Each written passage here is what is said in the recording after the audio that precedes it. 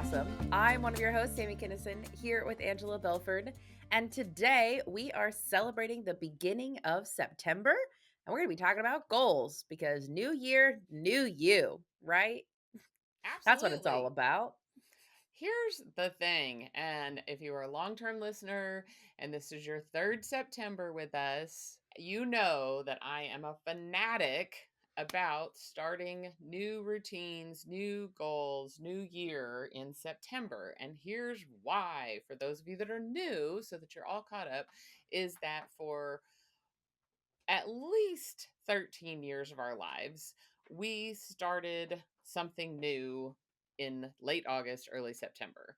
If you had children or if you went to college, that drug on for 17 years. If you're like me, we had babies in college. So then by the time we finished with college, then our kids were starting school. Literally, I had like a 1 year gap where we didn't have people starting school. So, for my entire life, and for most of us, a good chunk of our lives, we start something new in August, September.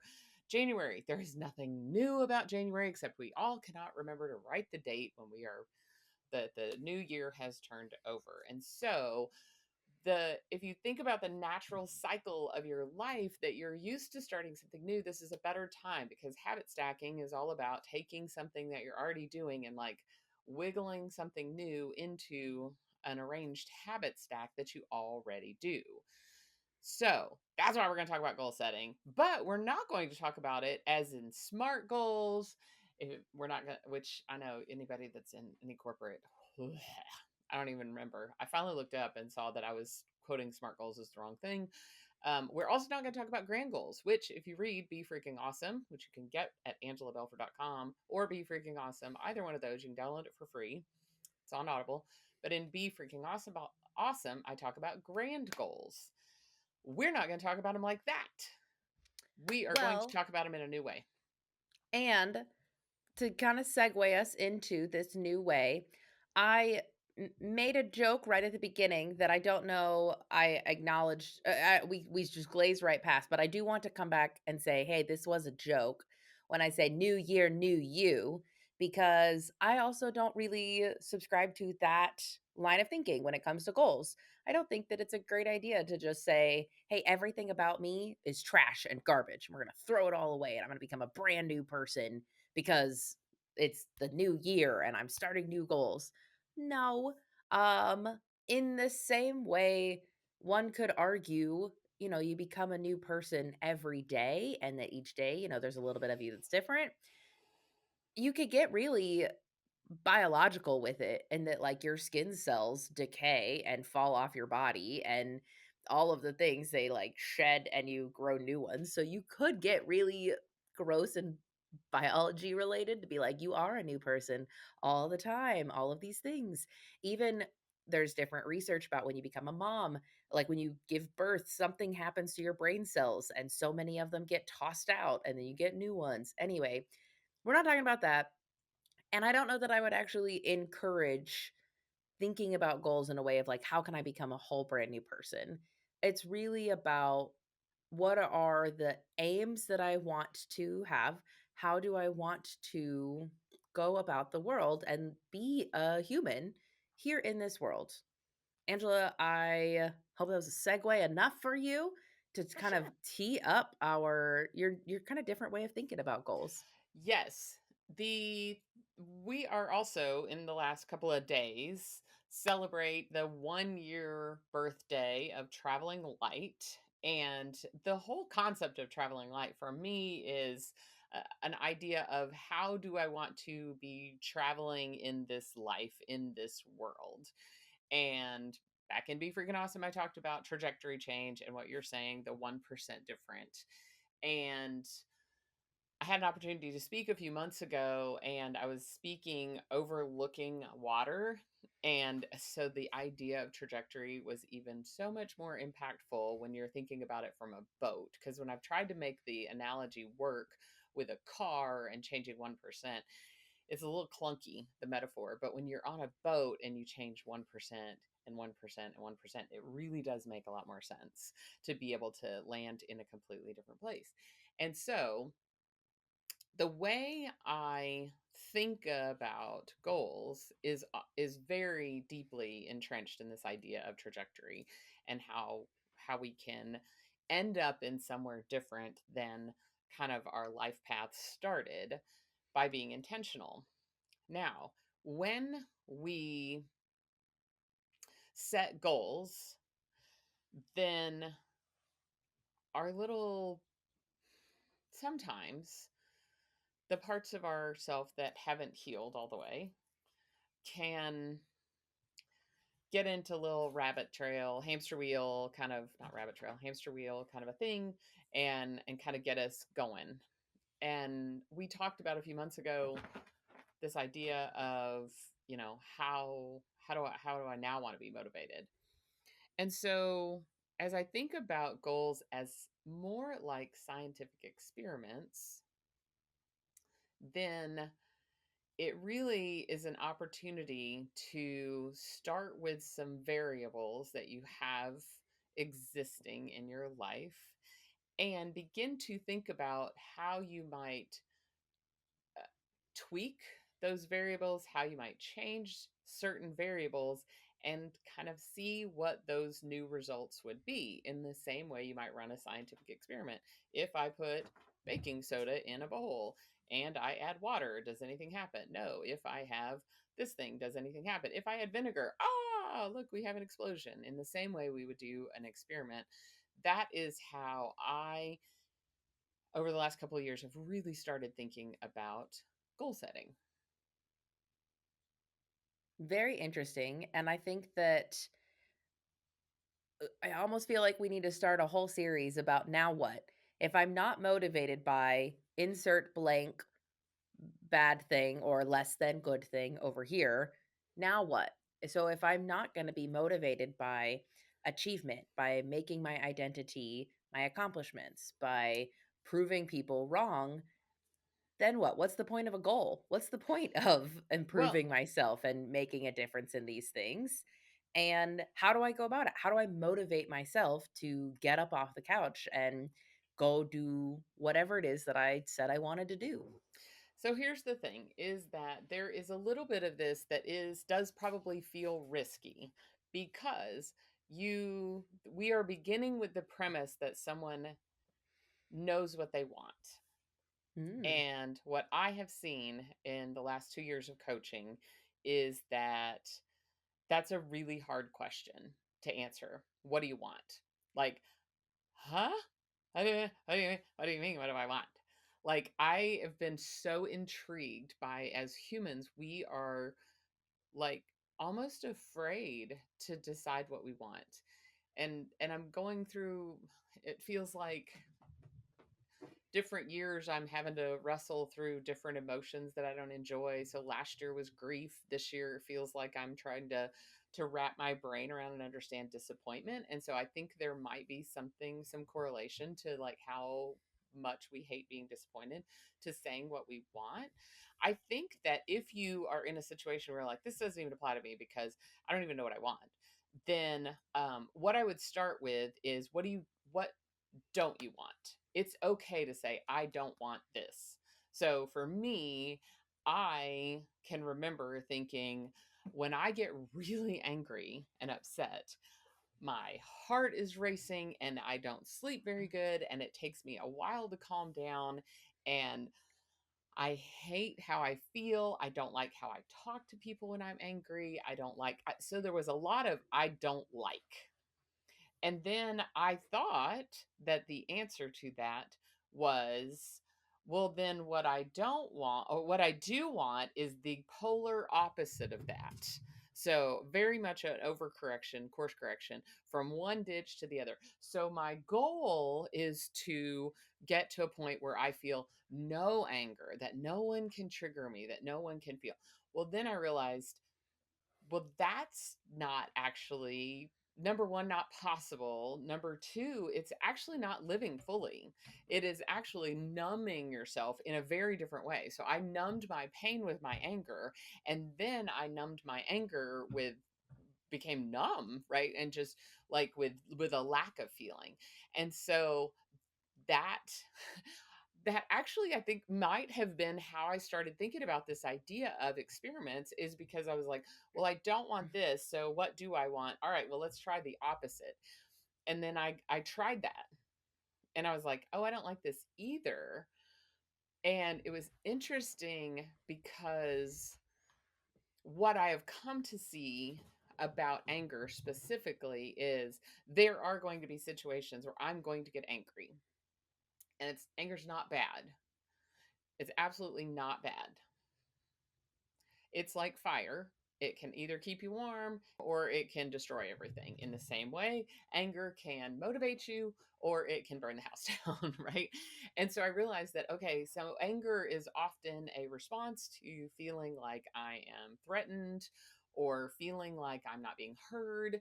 And so what I learned is that for me, what I wanted, and I couldn't have figured this out by with just this, what I wanted is I wanted to be able to feel the anger, metabolize the anger. So literally wanted to be able to convert it into fuel, metabolize this anger, and then do something. And so for me, that do something was stand up for myself in a way that is still appropriate and doesn't hurt other people, because it is important to me to not hurt people. And so then I could feel my anger, get upset, express that in a productive way, and then, hopefully have some results, right? Now, what's interesting is that I'd gotten a lot better at this with my husband, and then I got into a new work situation, and I'm like, whew, okay, get to start the experiment all over again. So that's how I got started on experimenting with um, what do you want? I think that that question too, what do you want? And maybe this isn't true for you, but I have been one of the people that you have coached that you're like, "What do you want?" And I'm like, "I don't know." And then there almost was a little bit of frustration Oh, where for you're sure. like, "What do you mean you don't know?" I know. And I think that for you, knowing what you want has been more consistent. More often, you know what you want, or at least what you don't want, than the opposite, than like, "Well, I have no idea." I wonder if there's some of that that comes from how you grew up that you're like, "Oh gosh, golly gee, I know that I don't want these things and I need something Mm. different." And there is a motivating fire. And then when I grew up, I did not have this childhood that I'm like, "Oh my gosh, I cannot I have to escape this. I've got to do something different." Wait, can I'm we talk not about your saying senior year, your the spring semester of your senior year right now? That would be great. We could demonstrate how terrible I was at helping you with your emotions while also laughing again. I was like, "Wait, This is when you were like, I love my life. It's amazing. I don't want to leave my parents. And I'm like, oh my God, you got to talk to your dad. I don't even know. I don't know how to help you. Sorry. Not the point you were trying to make. I apologize. that's fine." I think that for those of us who aren't always clear on what we want, it is a really good question. Why? Why don't you know what you want? Sometimes that's a good question. Sometimes that's not actually the point. Like, okay, great. Well, why don't I know what I want? I can go down that rabbit hole and try figure out what is the why. I might put it on my list of healing questions of like, okay, great. These are the introspective questions that I do want to dig in at some point in time to figure out what is that block that makes me, from the big things to the little things, from what kind of job do I want to what do I want to eat for dinner tonight? Like those questions, while seemingly very different, can paralyze me in similar ways. So that's on my list. I would like to go address that. I'd like to go figure that out. And let's still go about what I'm facing right now, which is needing to figure out what direction am I moving? Because if we're in a boat, I'm going to float. Our boat is going to move in life. It is going to get tossed by the waves. It is going to get impacted by storms. It's going to get impacted by sunshine. If I don't decide where I want to go, I'm just letting my sails hang out, go wherever the wind takes me. Sometimes that works, sometimes it doesn't. So, sorry, if you're watching on YouTube, you're like, "Oh, Angela's doing a good job of not interrupting," because I'm like, "Wait, wait, wait, wait, I just had a thought." Because as we have, like, a lot of us spend a lot of time numbing ourselves to our feelings, and that's a lot of what our coaching is like, "Look, we're gonna teach you how to get back in touch with your body." Back in touch with your body. If you're not yet in touch with your body, if you're not yet in touch, if you haven't even figured out where you stand on those seven core beliefs we talk about all the time here, then it makes sense to me that you might not know what you want, because you've programmed, and our society is programmed to not tune into what you want. We need you to meet all the expectations of our society so that you show up to the meeting that you don't need to be at, so that you act in the way that we need you to, so that you go and sit still in the classroom for all those years. So there is an element of it where perhaps it's as simple as we just aren't programmed to know what we want. Mhm. And in some scenarios, it's actually dangerous to want something different than what you have. And so, therefore, I'm going to shut down that danger. So, I just want to kind of like create this safe space. It's okay that you don't know what you want. That's okay. That's what that whole point, the big dialogue was, is to say, it's okay. Start with, what do you don't want? Right. And, and if you have what you want, then I say, start practicing gratitude. Like, Mhm. I have what's the quote exactly? It is like, um if you want to live a joyful life, want what you have. And it's like, ooh, I love that. And Victoria Song says, like, one foot in gratitude for what you have, and one foot in positive expectation that it can be even better, right? And so I love that idea, that it's not like what's wrong with my life necessarily. It can also be what could be even more right, or what could be even better. And I think when we're looking at goal setting, I'm not afraid of the continue this thing goal. Yeah. Because when you think about, there's sometimes in corporate or other activities, it can be a, Mhm. what are we going to start, stop, continue? Yep. Um, Thinking about that could be an approach that you take to your goal setting. What do I want to start doing? What do I want to stop doing? What Yep. do I want to continue? I've got Mhm. good relationships with people and I'm making dedicated time for friendship this season. I would like to continue that. That is a priority to me. And if something comes and a big wave crashes, I still want that to be a priority. Right Mhm. now, my children are in, or my oldest is in after school extracurricular sports. If that is not a, I'll be honest, that's not a priority to me. And if something were to happen and that was to go to the wayside, he loses interest, I'm not going to be like, no, this is very important to me for XYZ reasons. We're going to make it work. And so, naming what things you want to continue, what things you want to continue doing, or ways that you want to continue being, is not is a great way to go about this as well, especially if you are wanting what you have. Name it and claim it and continue on that path. Mhm. Similarly, name the things you want to stop doing, Yep. name the things you want to start doing, and Mhm. then start running your experiments. See what it takes to get there. See what variables make a difference. Does sleep impact your ability to accomplish these goals? Does how many alcoholic beverages you consume at the social event impact your ability to be productive the next day? And maybe you don't love the way that you end up feeling. Mhm. That's an experiment to decide. Be like, hey, what would happen if I only had 2 drinks instead of 6 drinks? Could I still have fun with people and not feel really crappy the next day? Mhm.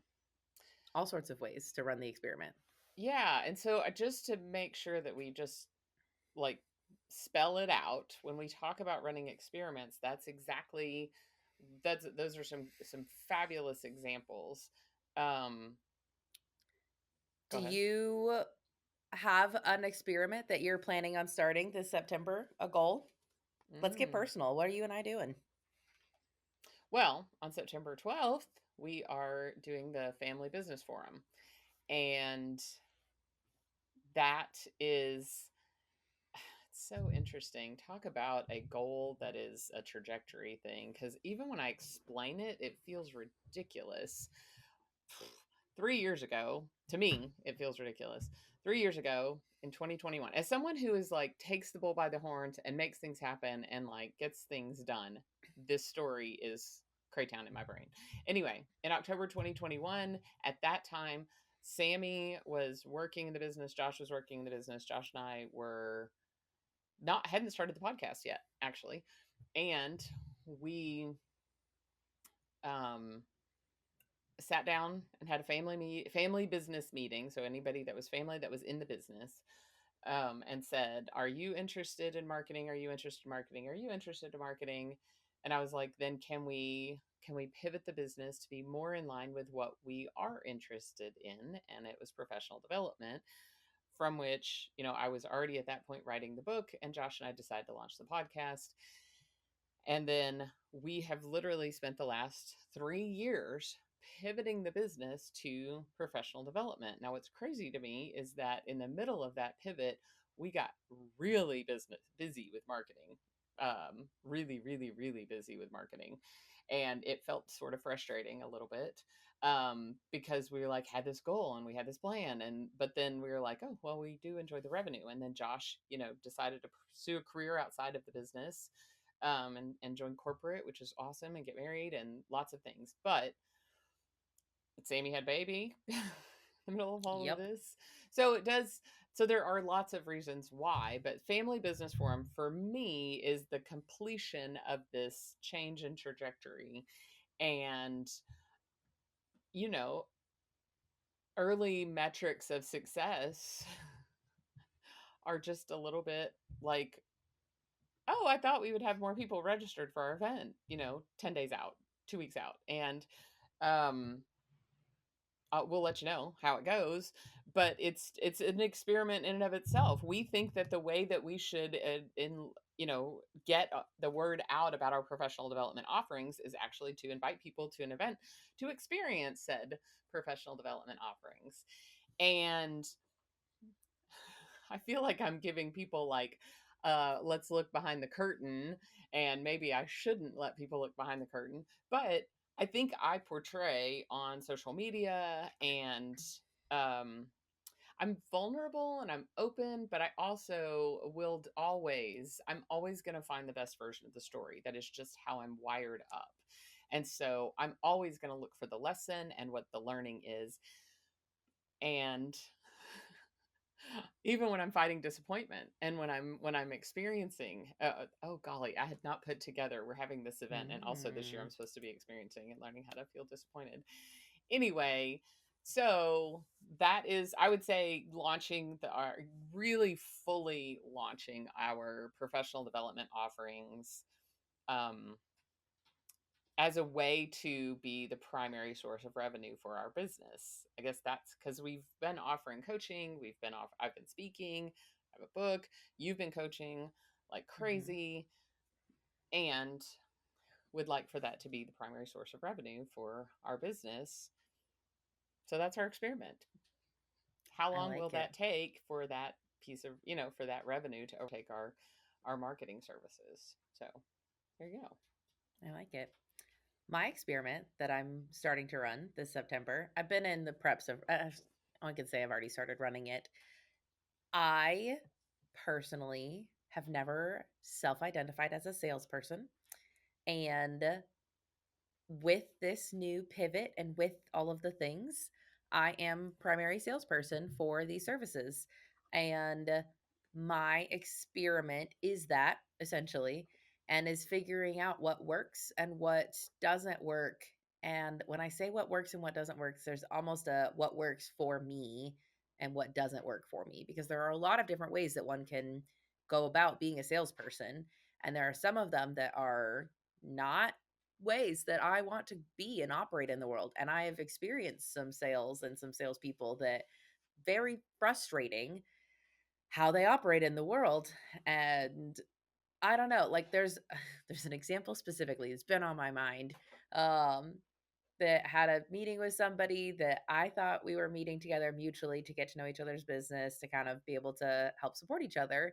And within the meeting, it was like, well, hey, wouldn't it be obvious, you'd want to get this thing reviewed, of course. So when can we set up that meeting? And it was like, oh, it's real busy time, things like that. I don't want to get this thing reviewed with you. I already have a person helping me with this thing. Oh, well, it's always good to get a second look at things. You just never, you never want to just go with the one. You always want to get a second look. So would like last week of August, would that work? With this time? Because it's always great to get a second look. Of course. Why wouldn't you? That would be dumb. That wouldn't make sense. So let's meet now. Let's meet at this time. And I was like, I don't like that. I told you no. And you put anyway, blah. I don't know. We could debrief that another time. There are ways to go about being a salesperson that I don't love. There are ways to go about selling that I think is really supportive. It's finding people who are struggling, who need support and need help, and talking to that person. I don't want to make up a problem for somebody who doesn't have a problem. I want Yes. to help a person who is like, hello, I have this problem. And I say, amazing. Do you know I have a solution that can help you?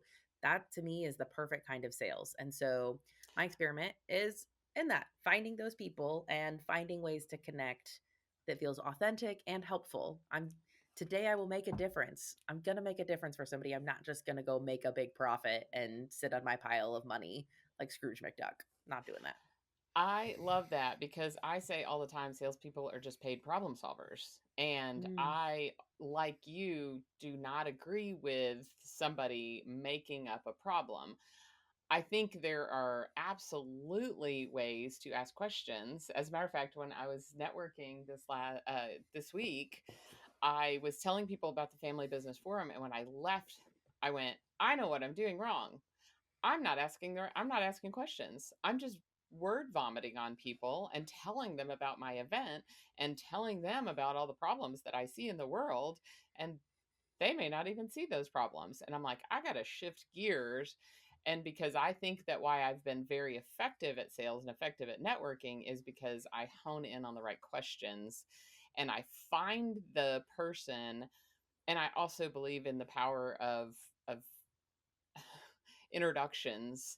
And so for me, I'm like, if I can ask you questions, if you are not my client, you probably know my client, the person that needs my help. I actually had an initial meeting this week with a referral. This person has known of us. My husband literally had known my husband back when he was in his Office Depot days, which for the record is 1997. He'd known of us through different things, online, networking, different stuff. But when his friend became our client, his friend said, "You have to work with these people." And he goes, "Oh, well, I've known about them for a long time. Sure. I do have this problem. I would love to work with them." And there was no sales. There was no sales involved because it was like he has a problem and we solved that problem for his friend, and his friend's like, "I have to tell you. You have to work." And they it was so easy, and I just believe that is how sales works. I believe that is how networking works. And I love asking questions. I also love asking questions to figure out what somebody's problem is, because if I can't solve, if you have a problem that is like, I need a vacuum cleaner, I'm like, oh, let me tell you about this vacuum cleaner. I'm not selling vacuum cleaners. I don't make any money when somebody gets a vacuum cleaner, but I love people to have joy and a fulfilling life and happiness. And so therefore, I absolutely see, this is an experiment I ran a really long time ago. This is how you get to know people, is you ask questions and you find out about them and you learn about them and you learn about how you can make their life better. I think that's what we're about here at Be Freaking Awesome, is how to make your life better. I love it. That feels like as good a place as any to wrap this up. Yep. Thank you guys for listening, and let us know. Let us know what experiments you're wanting to run. Send us a message on social media or an email. We would absolutely love to hear from you guys. Until next time, we hope you guys go be freaking awesome.